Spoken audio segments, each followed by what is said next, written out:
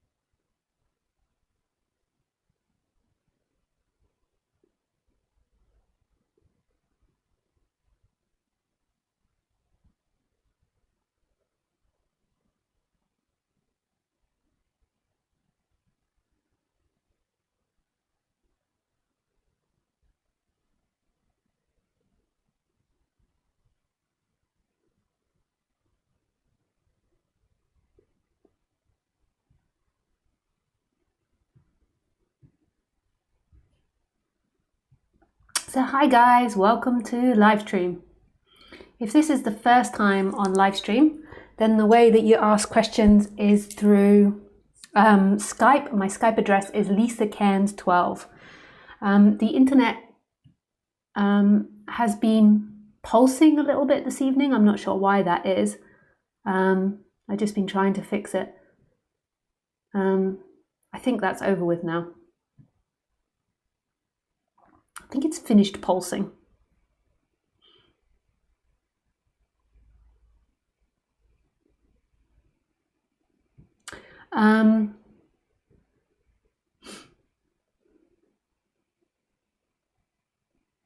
Yes, it's gotten a lot better now. So you you ask through Skype. I don't really read YouTube. My Skype address is Lisa Cairns 12, and you find it in the box below. And what the name of this talk today is, are you a story which can be told? If not, then what are you? I always like to do a bit of silent sitting in the beginning, so we can just sit here silently for a bit, and then I will do an introduction. Just to advertise, I'm doing talks in January and February in India, and if you want to find more information, click the link below which says events.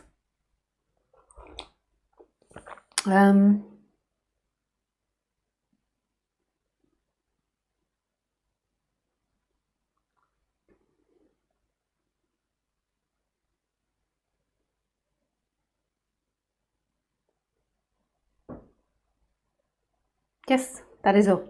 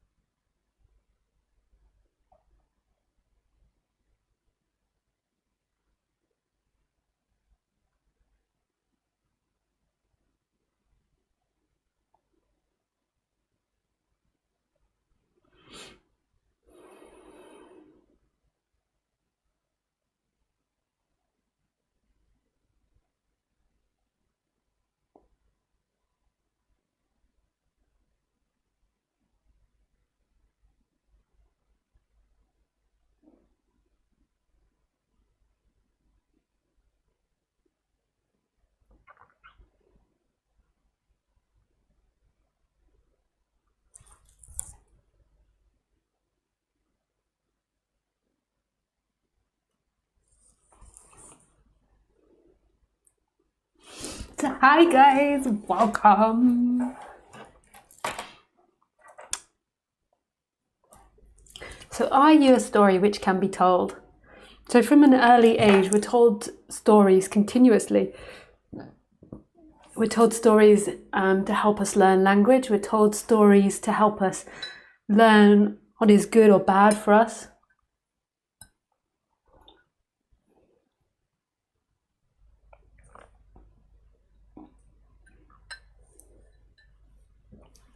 We're told many stories. It helps us communicate and it helps us navigate around our society and have a complex society like we have. And we're taught to rely on stories, to rely on where things are. So even the story of where something is, so where the supermarket is, that's a story that you're told of how to get there. The directions aren't facts, they're stories. We've made up words which are like markers for our environment, and then we move through these stories to the supermarket or to your friend's house or to school. But all of it consists within stories. You could say the human world's foundation is made on stories. Like the way that we survive so well is stories. Even science is stories. It's not a fact that we're a ball moving around the sun. We've made up all those words and we're kind of guessing because there's so much information which we don't have. So we're kind of saying, yeah, this is the way it works, and we sound like that's really the truth and adamantly the way it is, but really we don't know the way it is.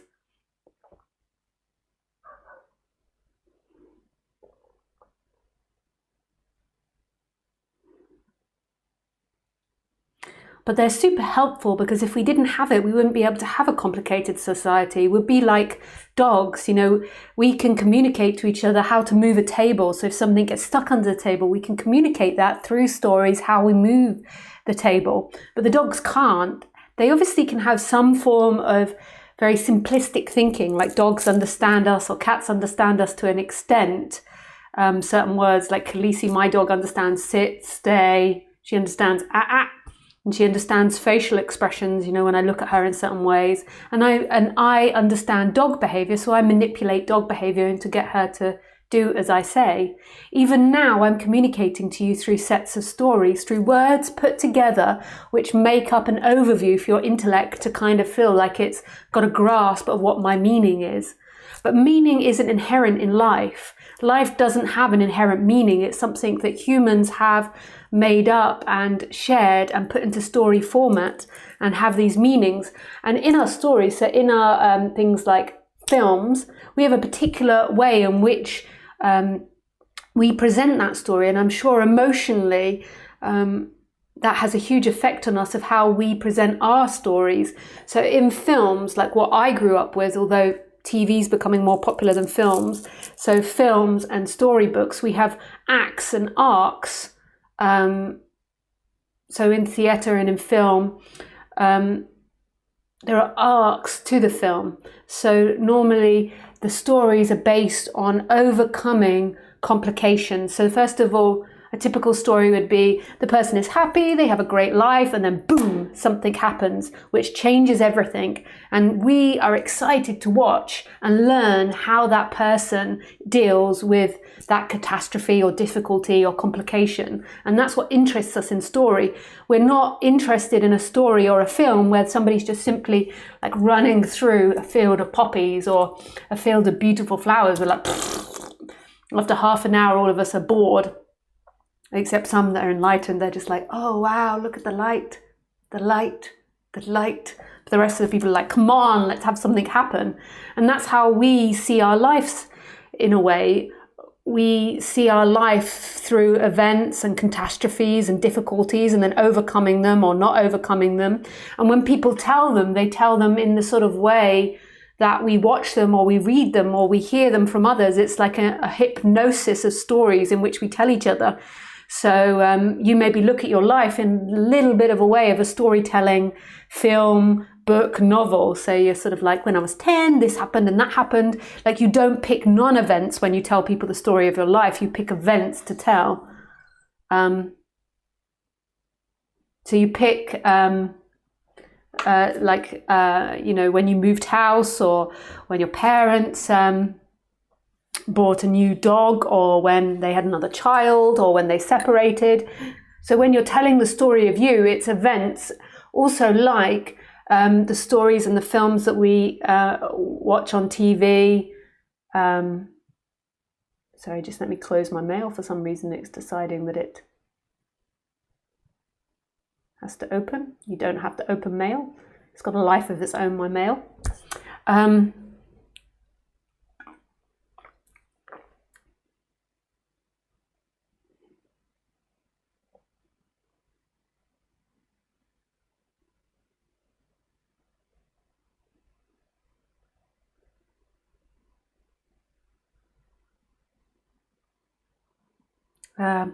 Got distracted by the mail.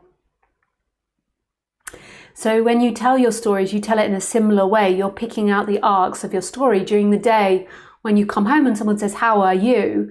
You have to pick what you tell people, and it's unlikely that you're going to tell them that, "Oh, I went to the toilet 3 times. You know, I sat on my chair 4 times.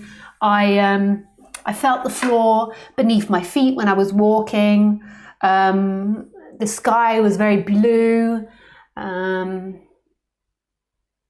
The room was warm." That's unlikely what you're going to tell. What you're going to tell is your arc. So it's like someone says, "How are you? Did you have a good day?" And you're like, "Yeah, I had a good day, but my boss was an asshole and he said this and she said that." And that's what we identify with, is these dramas, is these arcs of us. So if something difficult happens, so say if you get home and there's a challenge, like your whole house is flooded, then maybe you think, "Why does it happen to me? It always happens to me." And then you pick out 20 times that it's happened to you, but there's also a billion other times when that hasn't happened to you, but you're fitting it into all these arcs of who you are. So you can see yourself as a victim, or you can see yourself as a non-victim and super successful. It doesn't matter, because you can pick all those things out of your life. Everybody has arcs. That's the nature of story. Like just in one day, there's lots of arcs and challenges you've had to overcome. Today, I went for blood tests in French. Let me tell you, I was like a gymnastics.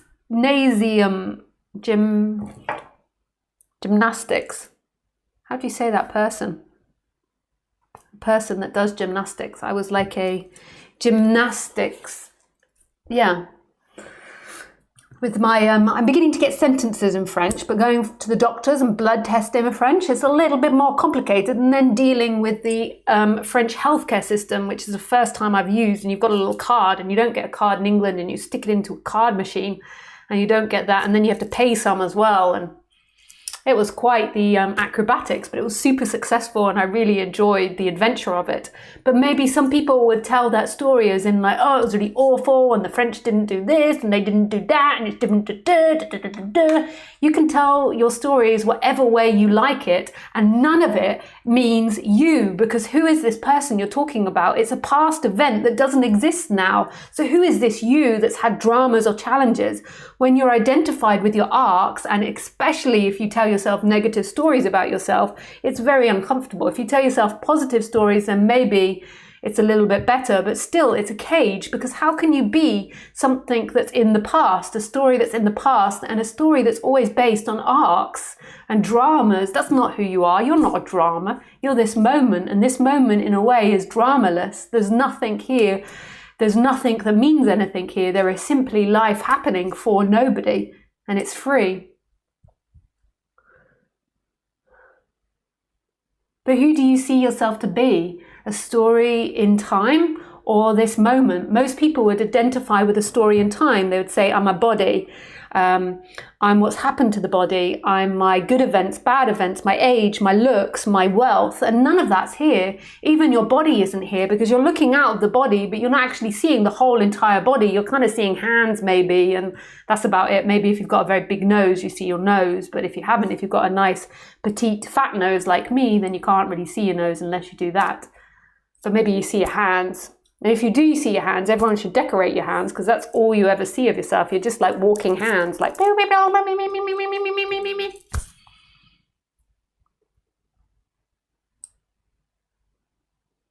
I love talking about this subject.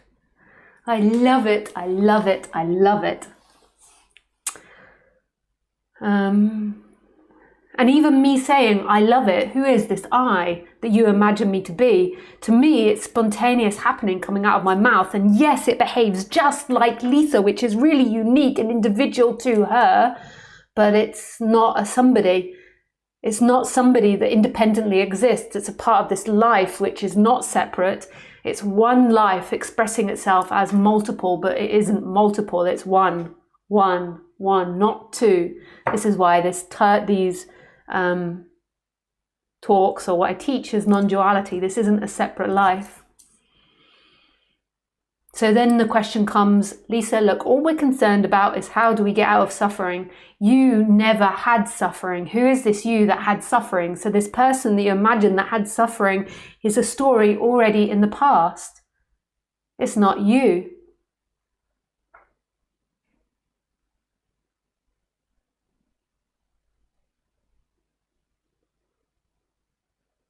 It's not you. Who you are is this. Who you are is this, which is not a thing. Who is looking now? Who looks out of your eyes? Your mind might keep trying to go to something, but who is that? Even the personal awareness that's inside the body isn't you. That's being experienced. That's not an experiencer. So the personal awareness is the movement for the lens. So you put your attention on me, you put the attention outside, but that's known. So that's something that's appearing in the dream. So that can't be you.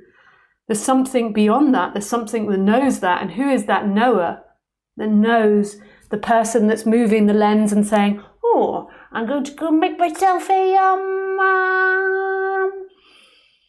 a pina colada. Who is that one that knows that? It's totally mysterious, but it's the most intimate sense of being. It's so close to you. It's so intimate.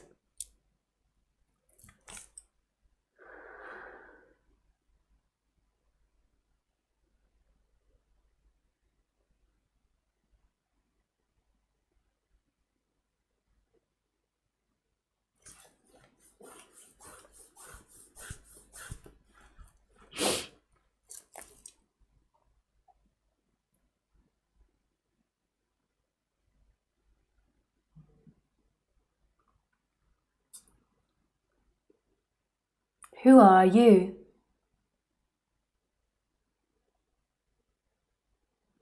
Who speaks now? So you might say, okay, but I'm the person speaking. Well, maybe you're not speaking, maybe you're listening, but say if you were to say, I'm the person that can speak. But how do you do that? How do you do speaking? It's just so normal to you that you just have told yourself so many times, I speak, I speak, I speak. It feels like you, but how? How do you do speaking? How? And it comes with this sense of choice. But scientists say that that one that says, I spoke and claims it all is coming after the impulse, the doing of it. So when you speak, the one that's saying, I just spoke, is actually happening after the one that spoke. They even think that the choice to do something happens after the actual choice. So the conscious choice to do something happens after the choice to do it, which totally changes your view. So maybe you don't like yourself, maybe you blame yourself for your life events, but how did you choose to do any of your life events? There's something that happened. It just came with a feeling of you doing it, but it didn't mean you as a separate person were doing it, because who is this separate person anyway? Who are you? The teachings of non-duality do two things. One, they are reminding you of something beyond you, and two, they're relaxing that person that's so invested in itself, has so much attention on itself.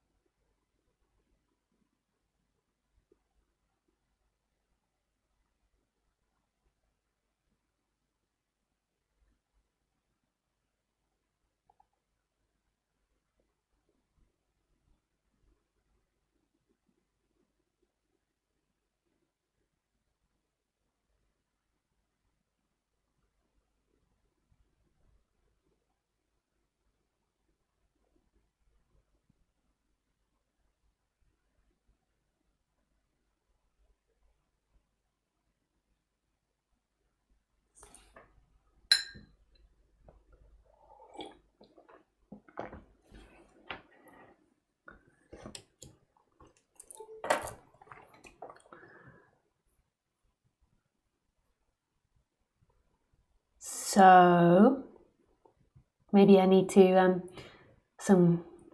answer some questions now.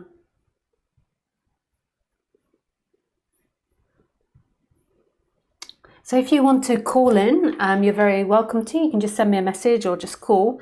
But remember that you must have a headset, otherwise it's a little bit uncomfortable for other people. So a headset with a microphone in it.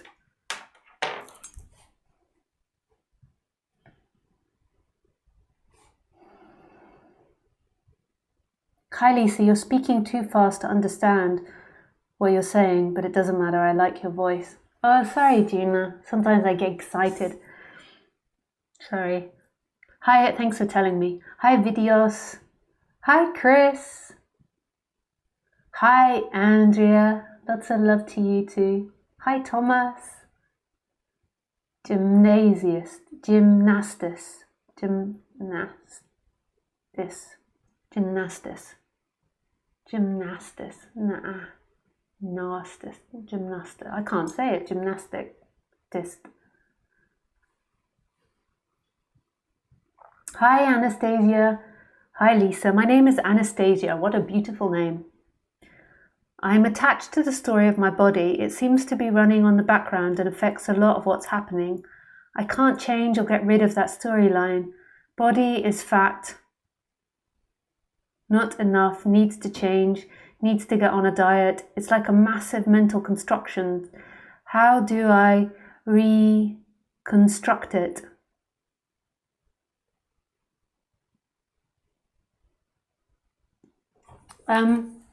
First of all, I would investigate, is that true? Like, do you need to be slim? Like, what is slimness to you? I can tell you the most attractive people that I see, and maybe it's just me, it's not about their physical appearance, but about the joy or their childlikeness. So what is it? Like, what is this judgment that you've got going? Like, how did you get that? And what is it that you think about weight and what other people are? And do you think you're only lovable when you are a certain weight? And if that is the case, then it's not going to work out for you, because there will be other things that you'll consider not lovable. So if it's not the weight, it will be something else. It will come out in other ways.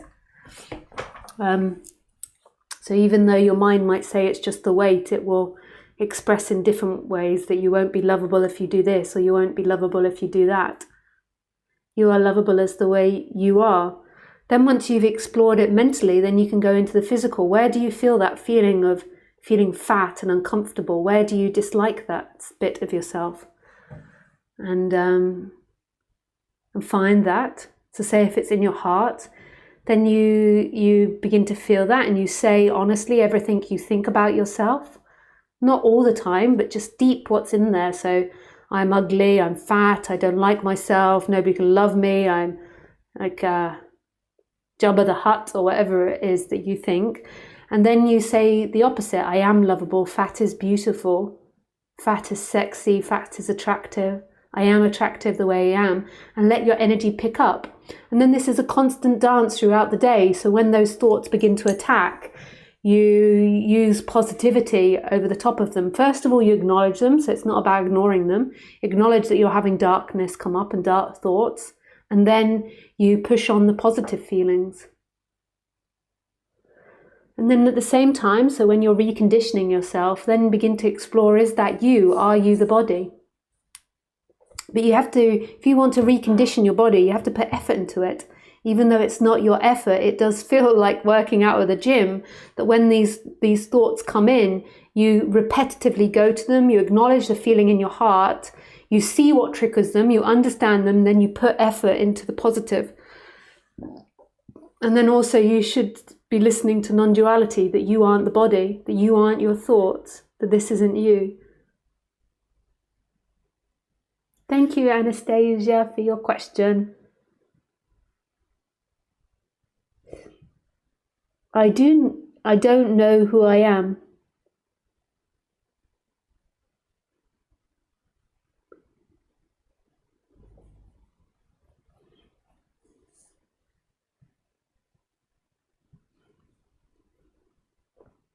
You are what is. You're who you are right now. It's the most fundamental sense of being. It's that empty looking and that sense of being, existence, that you are, this is. It's it's what's always been there. It's what never changes. What does change is everything else: thoughts, feelings, situations, time, what you see, what you don't see. But what doesn't change is that empty looking and that I am. That's who you are. That's what's always been here. In every memory, that's always there. Everything else changes. So what is left? What always remains? And it's so intimate. You're always looking for something else in the future, the cathedral, this big experience, this big awakening or light or something. But it's your most intimate sense of being. It's what's there all the time. It's so simple. It's constantly overlooked. You're looking for a grand experience when it's right here. Right here.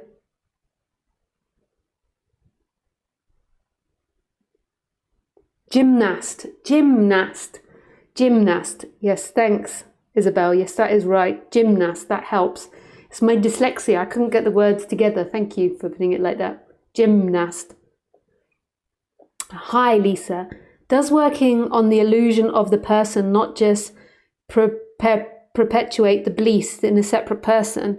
Is it not just part of the searching, seeking mind, not as something to be rid of, but to be recognized as what is experienced and not ultimately you? This leads one to giving up the search, or it comes to rest in beingness. Ultimately, there is a giving up on the person. But a lot of people that come to my talks are at different places, even though there isn't someone that's a different place. And somebody that's having an immense emotional or crisis or life crisis, them trying to avoid it by saying they're not somebody is not wise. And by moving away from that and not dealing with it is not wise. Sometimes the story needs to be tidied, the cage needs to be tidied up before there can be an addressing of non-duality. That's how I feel from working with people. But it might just be like I've had such close, intimate relationships with people that have come to my talks over the years. So I've been teaching now for like 8 years, I think. And I'm not like a really big, popular teacher. I'm quite small. So often if you come to my retreats or my talks, I get to know you. And from doing my one-to-one sessions as well, my experience is that there's a lot of people out there that are using non-duality to try to escape a crisis in their life. And big emotions, difficult emotions, and I think that needs to be dealt with first. I think that psychology and that disbalance. I mean, some people I work with and have met over the years, you know, they've got themselves in such a mess. They've tried so hard at life, and then they've got themselves into life situations from their conditioning, which is a very complicated life, and they can't get out of it. And that life, in a way, is perpetuating their sense of self. And sometimes that needs to be looked at, you know, look, what are their thought processes to this, and what is their relationship to this, and what are they doing to perpetuate it? Because otherwise it's like you're talking about non-duality and they can't hear it at all because they're so focused on themselves and their problems. And sometimes when you're awakening as well, big emotions can come up that like past karmas, and these big emotions can be so big and overwhelming that there's no point about talking about non-duality at that point, because it's so strong. It's like a big, massive tsunami coming over. And at that point, I think somebody needs to have learned skills in order to deal with the illusion, in order to deal with themselves. Otherwise, people can get suicidal or very depressed. Like, so if they're in a big dilemma and then they hear me saying like life is meaningless, and I've not given them any tools to deal with themselves, then they can just use that sentence to send them into deep despair. And that's not what non-duality is about at all. So I think it's a bit of both. You need to learn how to have a healthy relationship with the self, with the personal self, and not be using non-duality to escape that, as well as listening to non-duality. I don't think that working on the self perpetuates the self. In fact, I think that as your big emotions begin to become more stabilized, there is less seeking naturally. So then it's easier to kind of like not ignore the self, but to hear something else. But it doesn't really matter, like our views and our perspective on it is only our views and our perspective. It's all happening. You might think that I'm speaking and that it's me teaching you this, but I'm just God's puppet, just like you're God's puppet. So even like this perspective on what's the right way to teach it or not the right way, or is it perpetuating it? Everything's God's will. So I'm just doing what I'm doing and you're just doing what you're doing. And the idea that you have a choice between a better non-duality teacher or a worse non-duality teacher is complete ignorance. This is impossible. This is impossible. That means that there is separation, there is free will, and that there is a process that you're going on.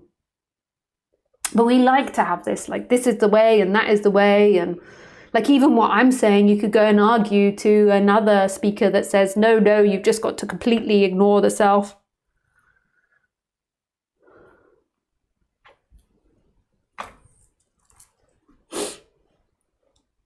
Hi, William. Hello. Lisa, thanks again for everything. Thank you, William. We all play a part in this magnificent, majestic life. And everyone's is as relevant as everyone else, whether it be the bluebird, the nightingale, the shopkeeper, the road sweeper, the non-duality speaker, the sunshine, the surfing instructor. It's all relevant. And one tiny thing was out of place and none of it would happen. Thank you, Anastasia. Hi, Marcus. Hi, Lisa. What is the person afraid of most? For me, I think is being honest, making mistakes, being weak, being not as good as someone else. But is there something that a person is afraid of at its core? I think just fear. I think separation is based on two main feelings. And these feelings don't always have to be separate feelings, but the basis of the separate person is fearful. So when it works out that it's separate, that I'm somebody inside of here, there is immense fear of fear. And then also when it recognizes that it is alone and it is separate, it also feels cut off from home and it feels a lack of love. So I think the two fundamentals of the seeking energy is fear and lack of love. But you can also have those two feelings as a human being and it not be identified feelings at all. So you could be free of seeking, but there could still be fear, or there could still be a sense that your partner doesn't love you enough or something. Like these can be normal feelings, but at the basis of the seeking energy, these are the two big emotions, and most emotions stem off that in some way or another.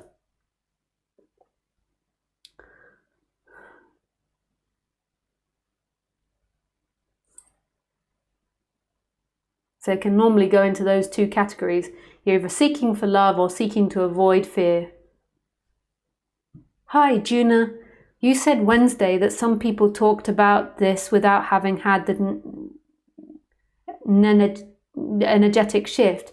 Can you tell me who these are so I don't waste my time? I found a new one that talks like Tony Parsons. His name is Andreas Muller. I really like his personality. Do you know, it doesn't matter if you have a fake teacher or a real teacher. It doesn't matter. That's not what it's about. So you don't need to worry about wasting your time. You can't ever waste your time. You're a puppet of God. It's an illusion that there's the real teacher and the fake teacher and that you're going through a path and getting enlightened. You just have to follow the flow. It's not even you, it's just surrendering your life, and then the flow happens and you can wake up being in a prison cell with your teachers as the prison, the teachers as the prison guards. It doesn't matter.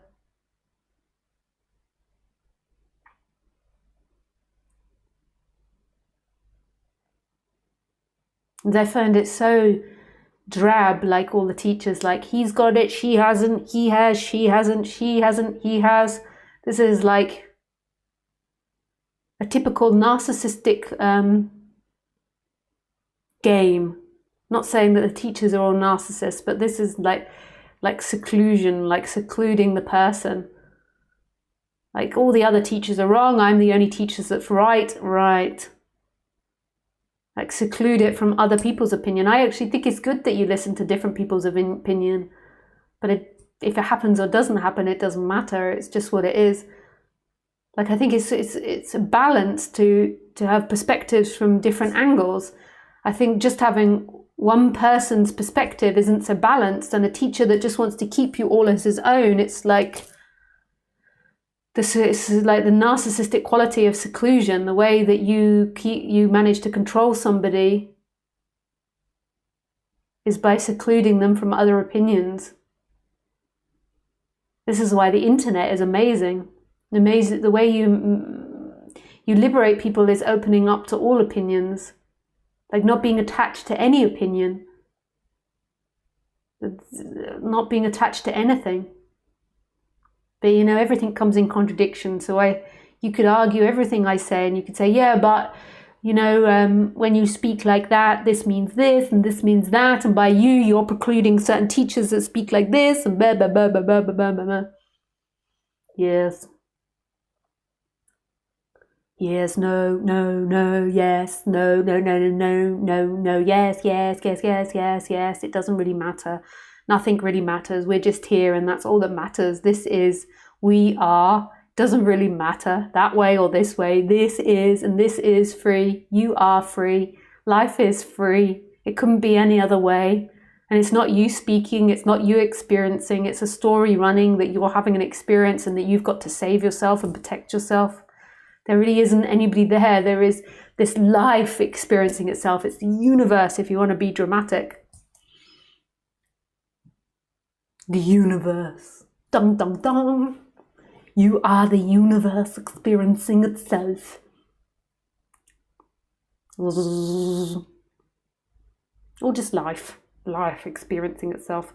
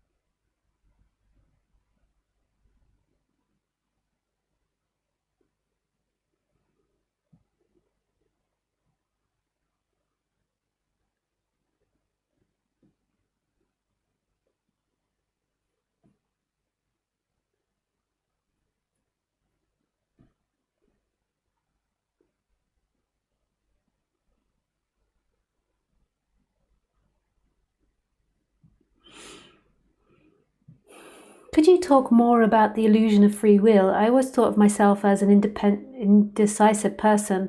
When I had a mini awakening, I could see how decisions merge out of nowhere. But now it seems that the universe is indecisive. The decisions emerge, but then it can be overwritten multiple times. Is it specifics of the body-mind, or is it similar for others? So choice making is a way of the body putting information in. So if you're buying a house and you compare two, you're putting in information about the two different properties to come up with the best one. And it's like putting information into the body. When there's continuous indecisiveness, it could be that you've got lots of decisions and lots of information needs to be put in, and that's why indecisiveness is happening. Or it could be that your sense of self, the identified person, has like issues and is attached to certain things, like has seeking energy around certain things. So to say if it's buying a house and it can't make a decision, maybe it's really the person has fear of commitment or fear of its decision or doesn't trust itself. And so the impulse comes up of what's right or wrong, but then it gets overwritten because the seeking energy takes over, and then it confuses everything and it goes backwards and forwards. Should I, shouldn't I, should I, shouldn't I? And really there is a natural flow there when that energy dissipates. So getting to know your body and investigating what's inside your body and what your body's saying, and when it begins to go into this tight, anxious energy, is really helpful. But ultimately, it is the universe being indecisive. You can't help your seeking energy. It's something that arises out of nowhere too. But it's like it goes through, there's this just natural flow, and then it goes through this levels of like seeking energy. And you and your perspective. Can you talk a bit about fallings oneself, of letting go of seeking? I think it's a trap worth mentioning. It's so funny because I don't think anything's worth mentioning. Like I have no impulse to teach, and I don't have this like sense like, there's something that I need to communicate to my students. What is that?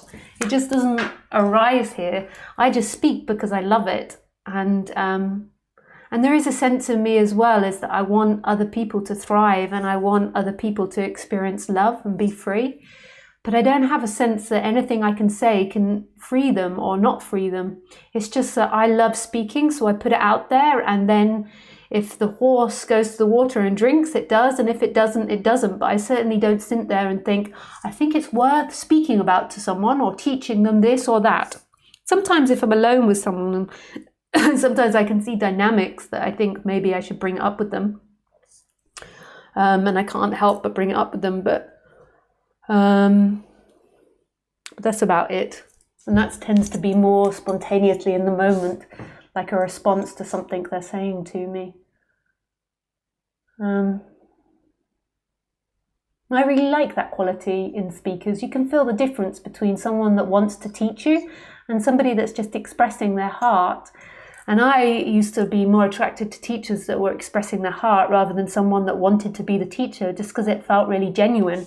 Whereas a person that felt like they wanted to be a teacher to me was like heavy and loaded with stuff, but that doesn't necessarily mean it's bad. Like I can see how that's helpful to some people, and that might be a bit of an aversion that I have from not really liking school. It doesn't really matter.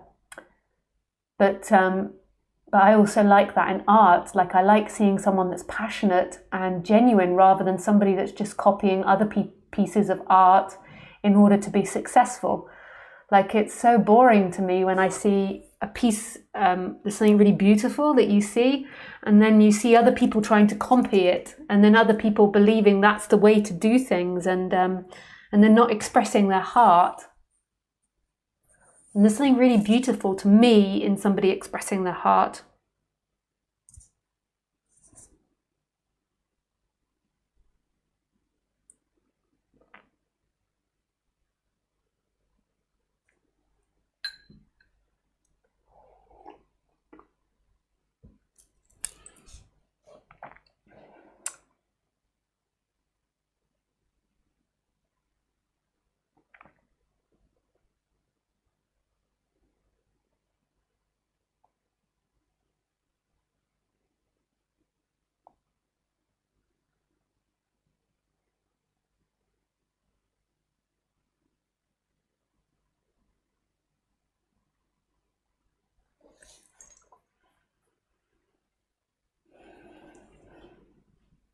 Thanks. Another little question.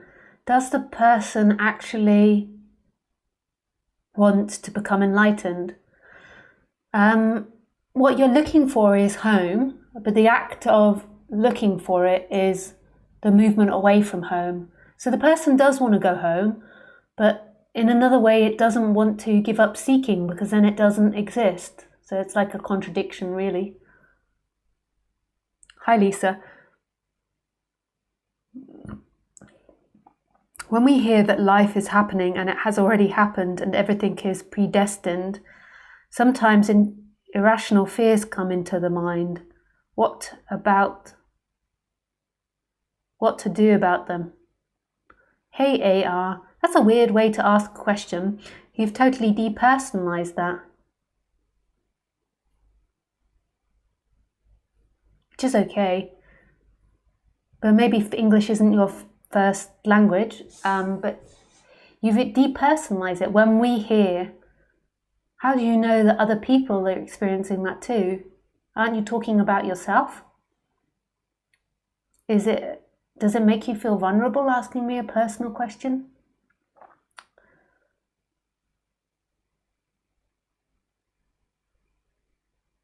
What to do about them? See that none of them are you, that it's Maya. So see that the fears come up, and then it's like there's no grabbing onto them. There's something that's so still, even though all those fears come up. Who are you, and what is that stillness that's always here, that's always free? Who are you? So they come up and it's like blah, blah, blah, blah, blah, and then there's something that's free, that's glowing in the background, but the personal awareness and you seemingly are attached and really focused in that which is moving. What is not moving? Hi William. I feel like I want to get something out of this, so I'm trying to think of what to ask or say. I'm realizing I don't need to say or ask anything. That's why I can't think of it. I'm seeing that there is nothing to get. Haha. Lots of thank you. Yeah. Who is the one that will get something? So there's this beautiful story about this king who went through lots of life experiences and then decided he wanted to be like the monk and be free and happy like the monk. And he said to the monk, how can I get what you've got? Like, how can I be as free, as happy, as jolly as you? I've got all these beautiful possessions and I'm not. I want what you've got. And so the monk presented him with a hat and he said, when you fill this hat with all your things, or when you fill this hat, not with all your things, but when you fill this hat, you will be happy. And so he put in money and it didn't fill up, and he put in his few of his furniture and it didn't fill up, and then he put in his clothes and it didn't fill up, and eventually he put in more and more, his wives, his children, everything into the hat, and it couldn't fill up, and he became beside himself. How can I be happy if the hat never fills up? And eventually he put everything he owned until he was naked into the hat, and still it was empty.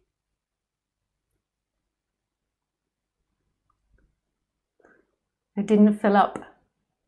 And then the monk came back and he said, I've put everything into a hat and I still haven't got fulfillment. I still, I've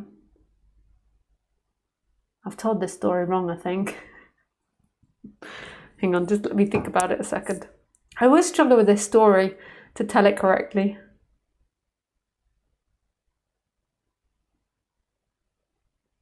Oh yeah, I've got nothing, and there's not, I've got nothing left. I've put everything into the hat and I'm still not happy. All I wanted to be was like you. And he said, but the point is, the reason that I am happy or am free is because I have nothing. Yeah, I think I need to research that story again to retell it. It's something along those lines. Yeah, I tell some of the other stories with a lot more confidence. I think I just needed confidence and it would have worked, but kind of like it sort of went and nose dived at the end because I sort of was a little unsure of the ending. I really like it when you talk fast in the intros. It's like a rapper. It flows out in harmony. Oh, thanks, Asborn. It'd be nice if there could be like subtitles flashing as well, because there's so many different countries listening. Hi, Joni Lopez. Giovanni Lopez. That's a nice name. Jonavi. Hi, Lisa. I want to know your thoughts on the use of psychedelics, such as small doses of LSD, while on this pathless path. In my personal experience, I have had massive insight, direct experience into the nature of reality and the illusionary self. One very memorable experience was when I was twirling something in between my fingers, and I was so lucid that it was literally just happening. I have found psychedelics very useful and would like to know your perspective on them. So notice that that's a story you're telling yourself now. So you didn't do that. You didn't twirl this between your fingers. It's a story that you can retell, but who is this you? Like, you're saying that's you, that you were this person that was lucid and twirling it through your fingers. But that's not you. That's something that comes and goes. You know, when you're making yourself a cup of tea, you've forgotten that you did drugs and that you're high and that you like LSD and anything about enlightenment. But there's something else that remains all the time when you're doing sitting on the toilet, when you're making tea, when you're high on LSD. There's something else that remains. And what is that? What is the common denominator? This is who you are, and it's so intimate in your experience. The reason that you like LSD is because you forget yourself and you get out of the way, and then who you truly are is remembered. It's the same when you get drunk. It's the same when you hit your head or when you smoke pot. You forget yourself. You can't remember who you are, and there is this emptiness there and this fullness there. LSD and hallucinogenics, maybe it's more strong, but that's not going to work out for you. If you keep taking it, then it will most probably hurt your brain. I don't know though.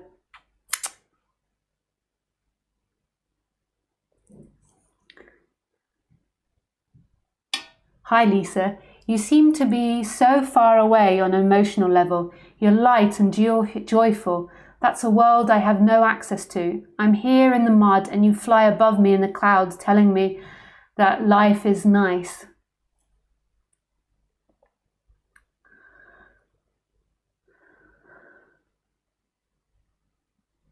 Yeah, I hear you, Sebastian. I hear you, Sebastian.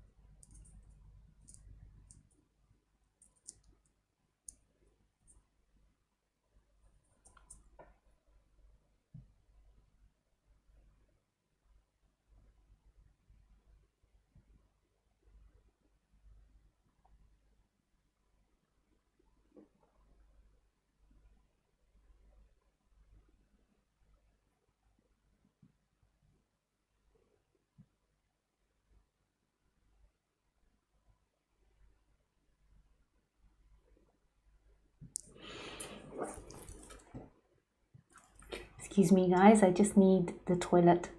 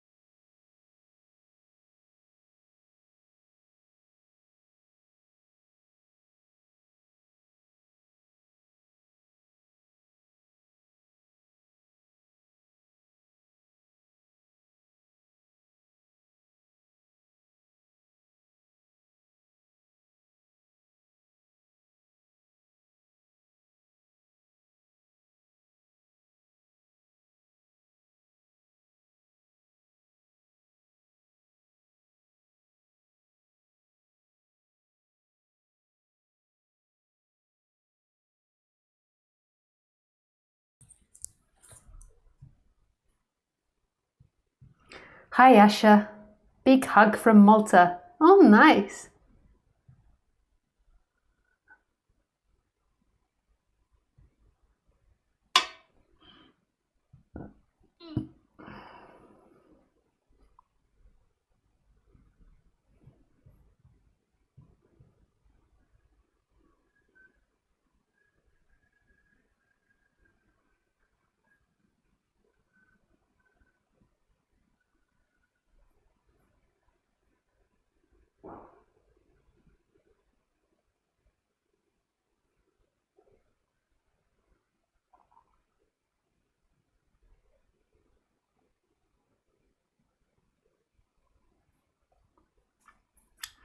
So there is no more questions. If anyone wants to call in, they're also welcome.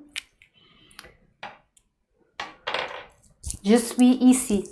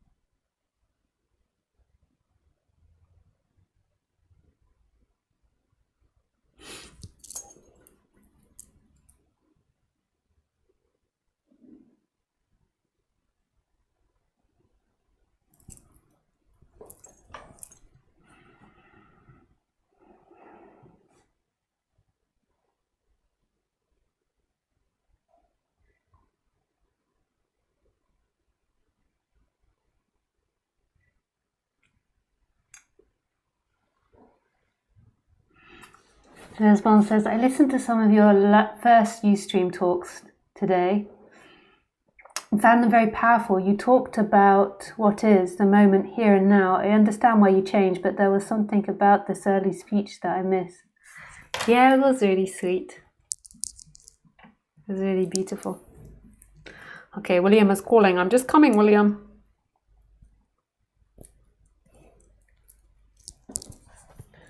But they are on the internet now forever.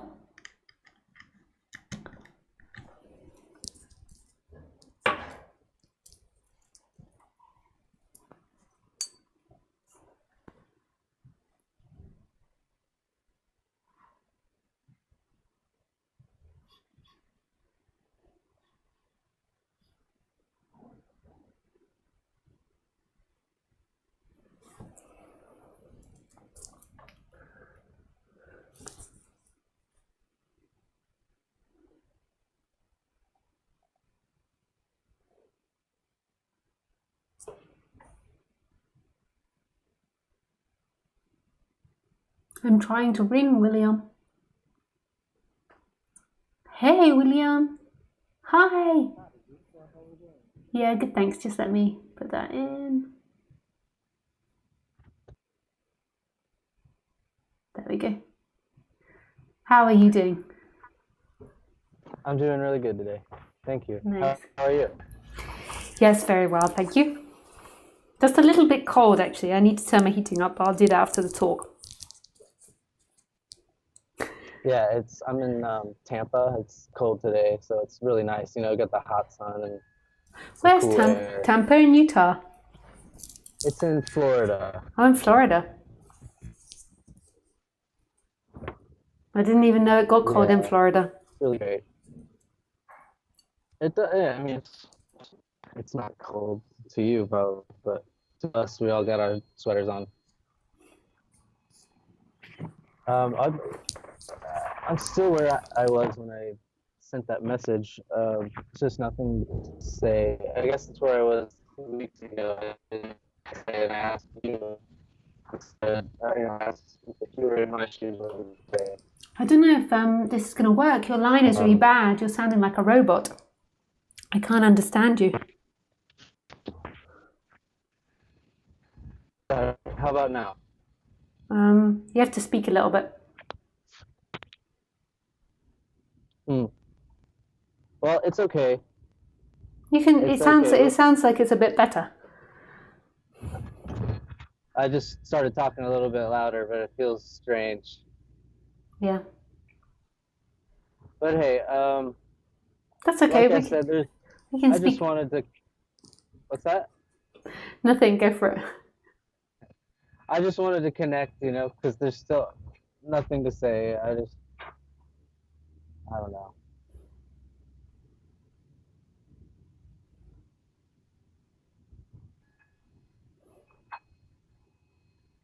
Can you feel your feet on the ground now? Yes. And your bum on the seat? And your breathing Yes. going in and out? And the feeling of your hands? And the sound of my voice?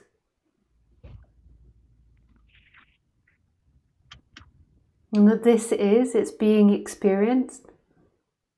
This is happening. But it's also not happening to somebody. Because somebody is already after what's happening. But you don't even need to get intellectual about this. Just go back down to the feet on the floor, the bum on the seat, the air going in, the hands.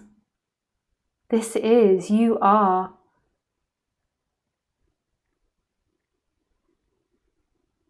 This is.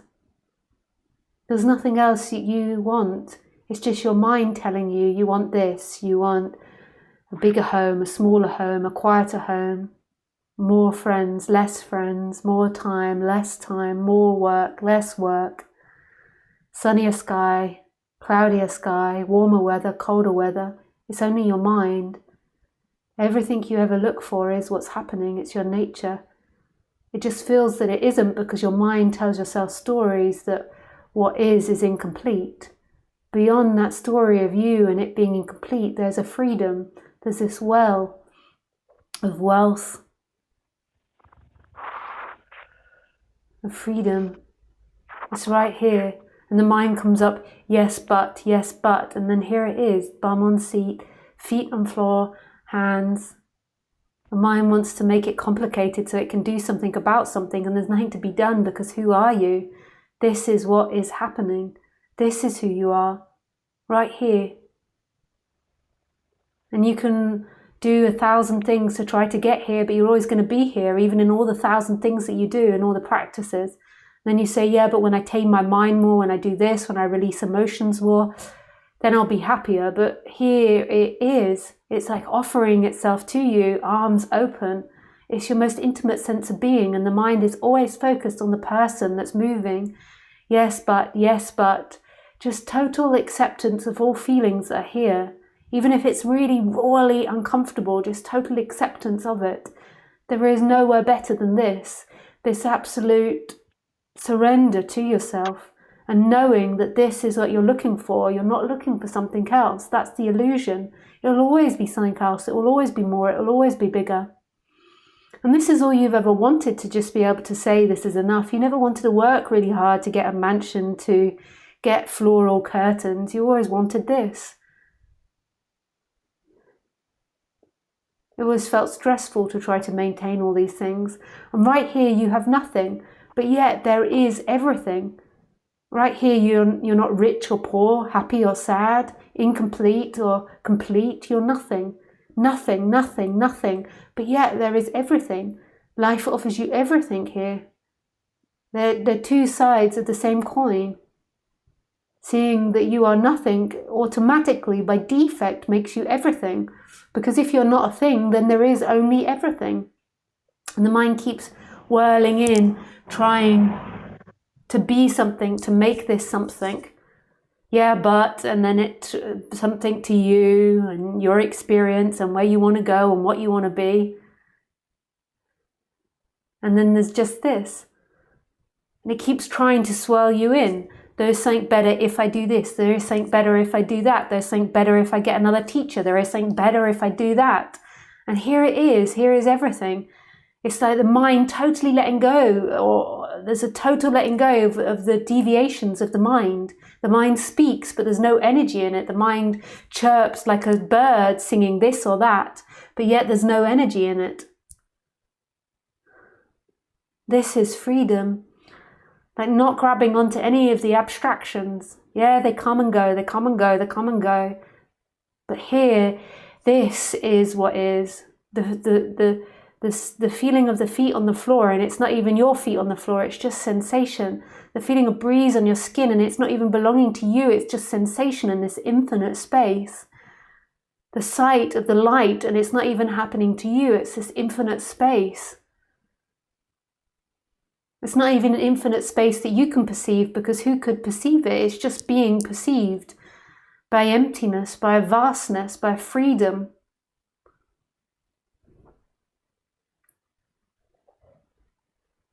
And you want something from me, you want attention from me, you want me to give you something, and it's all bullshit. That's all mind, me. I want something from her, I want a teaching, I want something to feel satisfied.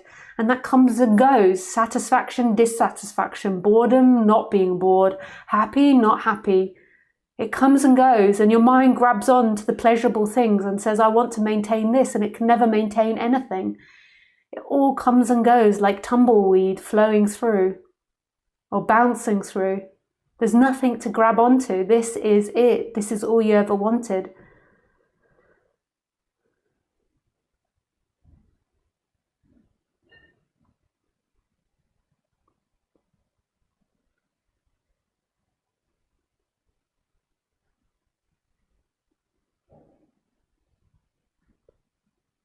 Beautiful.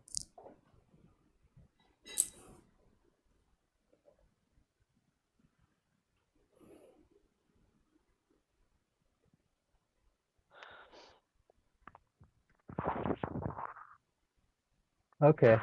I think that's good enough for today. Nice. Dose of Lisa. No, but in the, yeah.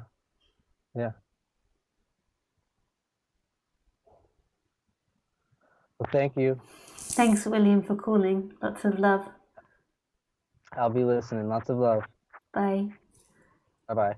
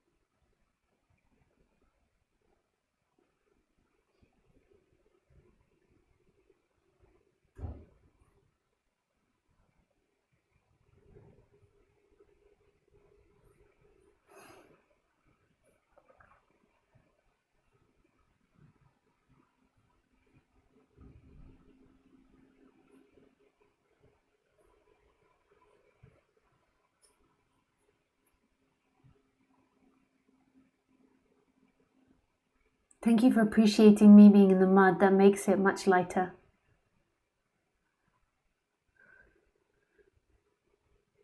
How can someone find motivations for this conscious work when they haven't had any direct experience.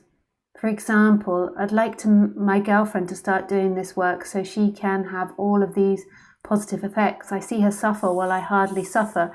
She completely understands this path conceptually, but she has no direct experience. How do you think she can find motivation for peace and happiness? Well, it's her path, Jovini. It's her path, butt out of your girlfriend's path. You want her to stop suffering. When she wants to stop suffering, she will investigate this and do this and find this.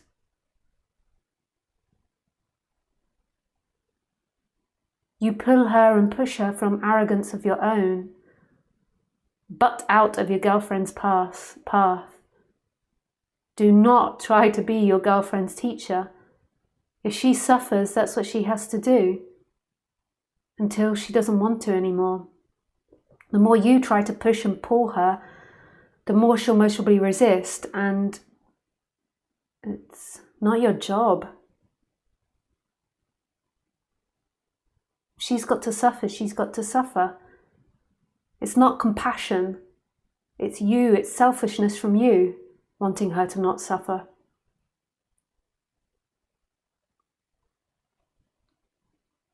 It's because you can't bear it. Love her suffering. Love her as she is. That's the most compassionate thing you can do.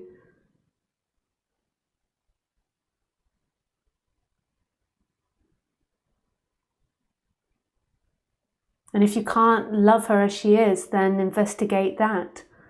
Why you need her to change and why you want her to change.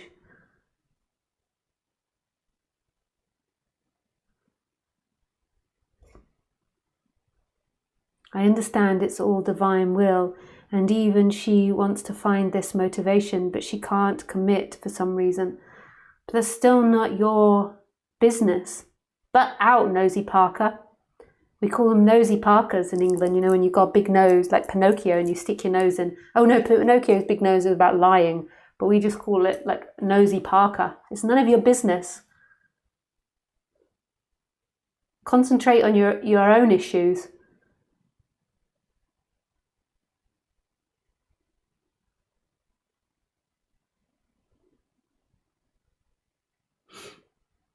Are you her teacher? Are you her savior? Why?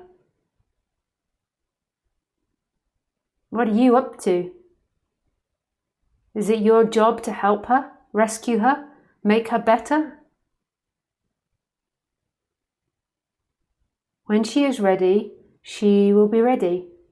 And that's down to her, not you. You're her boyfriend, you're her lover, you're there to play with her.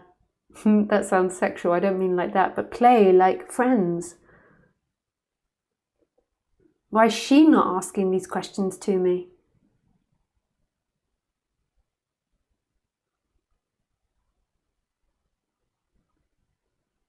I'm sure you don't like me saying this to you.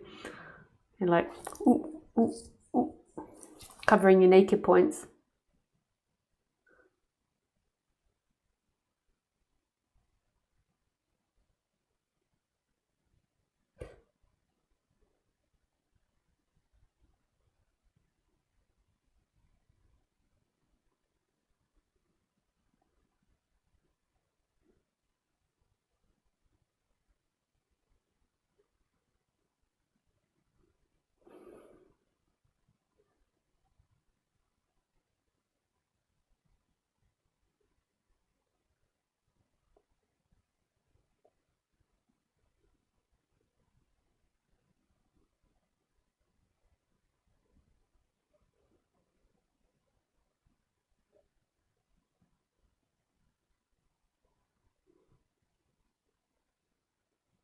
It doesn't feel right to be in peace and see her suffering. Okay, I will butt out. Just for you. It doesn't feel right for you. For you, it doesn't feel right to see someone suffer and for you to feel like you're in peace. If you're in peace, then there would be an acceptance of that.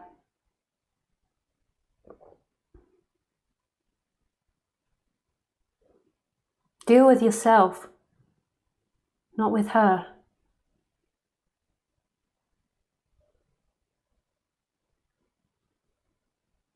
And the reason I say this is you know, put it from her, put it from somebody else's perspective, that they're friends with you, and they're friends with you, Giovini, and then they decide that your life isn't good enough, that you're too poor, or that you suffer too much, and that they have to help you. And they say to me, they come and say to me, but it doesn't feel right that I'm in so much peace and that they're suffering. When somebody is ready, there is all the information out there for them to have access to it. Like when I was growing up, it was so hard to come across this information, but there is the internet. When she feels the motivation, she will. She doesn't need you to do it for her. It becomes unbalanced. It's like then you become, instead of her lover and her friend and the person to play with, it's like you become her rescuer. And that doesn't seem like a balanced dynamic. That you're looking at your relationship and you're a lover who's meant to be your friend, your companion. You're looking at her and you're saying, it doesn't feel right that I'm happy and that she suffers and I need to do something to stop her suffering. That's not your job. If you want to go off and teach people because you feel like you don't want people to suffer, I still think that's weird dynamic. I think that spreading your love and your joy because that's what you feel is the right dynamic. That you do it because that's what you love and that's why you do it. Otherwise it gets into weird human dynamics that you're trying to save someone and rescue someone.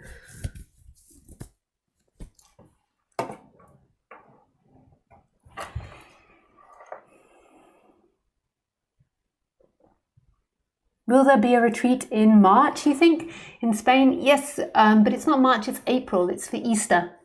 I just haven't put it on the website yet. But I was thinking I must do that. Let's put it on the website. So it's the Easter 2019. I can't remember when that is. It's in April that the retreat is.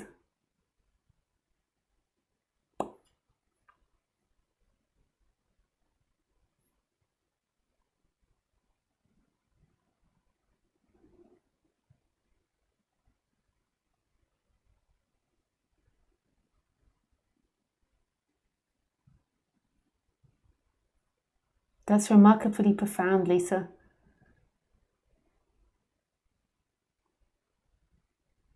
But it's also incredibly hard, what I was just saying. Like I'm making it sound a lot easier because sometimes it's easy. It's to be so bolshy and direct with something you say, then it's easier for people to hear. But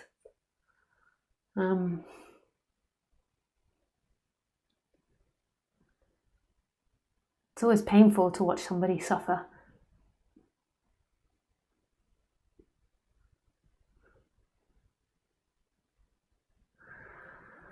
But that's enough for tonight. I love you very much. I love you very much, and it's time for me to vermouth a bit the hus. I shall see you on Sunday at 6 p.m. French time. Lots of love. Bye, guys.